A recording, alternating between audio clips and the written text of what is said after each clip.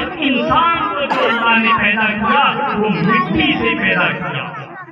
یہ انسان ایک مٹی جو کم تر چیز ہے، حقیر چیز ہے، معمولی چیز ہے، اس معمولی چیز سے بنے ہوئے انسان کو اتنا بڑا ہوا کہ جب مٹی سے تیار کیا ہوا انسان اشرف المخلوقات ہو گیا، تمام مخلوقوں کا سردار ہو گیا.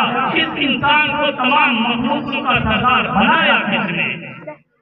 جب انسان کو اللہ نے پیدا کیا اس سے پہلے فرشتوں سے رائے اور مشورہ لی. اللہ نے فرمایا وَإِذْ قَالَ رَبُّكَ لِلْمَلَائِكَةِ إِنِّي جَاعِلٌ فِي الْأَرْضِ خَلِيفَةً، اے فرشتوں میں ایک ایسا خلیفہ دنیا میں بنانا چاہتا ہوں، دنیا میں بھیجنا چاہتا ہوں، تمہاری کیا رائے ہے؟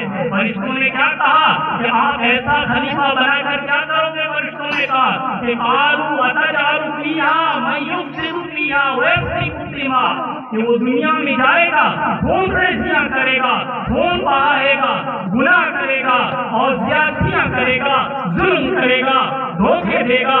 یہ تمام فسادات کی جڑ ایسے انسان کو آپ دنیا میں بنا کر بھیج کر کیا کریں گے؟ کیا کہا وَنُسَبِّحُ بِحَمْدِكَ وَنُقَدِّسُ لَكَ، کہ تم آپ کی تسبیح اور تقدس بیان کرنے کے لیے تو ہم ہی کافی ہیں.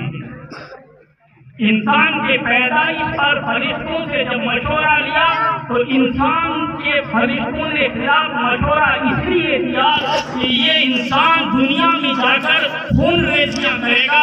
آپ ایسے انسان کو دنیا میں نہ بھیجیے، آپ کی عبادت کے لیے ہم ہی کافی ہیں.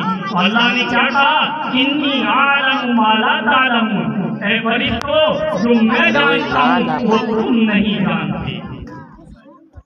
پھر اللہ رب العالمین نے انسان حضرت آدم کو پیدا کیا اور حضرت آدم علیہ السلام کو پیدا کرنے کے بعد اللہ رب العالمین نے دنیا میں جو کام آنے والی چیزیں تھی ان چیزوں کا علم دیا.